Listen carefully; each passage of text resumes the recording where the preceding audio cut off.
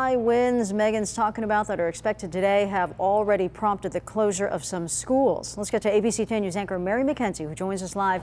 Mary, the concern, of course, is about that wind, which could do a number on school buses. Exactly. Any high-profile vehicles, we see it so often when we come out here to the East County that there is a travel advisory for any high-profile vehicles on particularly the 8 freeway here behind me. That's a concern from the Mountain Empire Unified School District. They sent us a statement last night. It reads in part, because of high winds that are expected to make travel via high-profile vehicles such as school buses inadvisable, the Mountain Empire Unified School District has announced it will not hold classes on Monday, October 11th.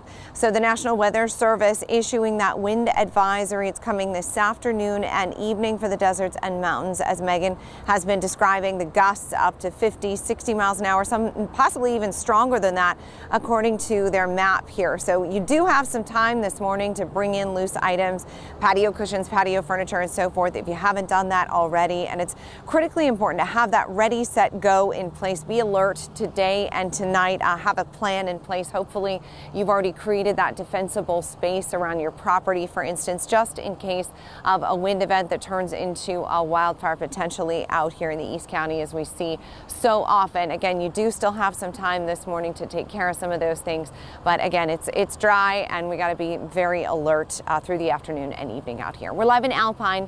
Mary McKenzie, ABC 10 News.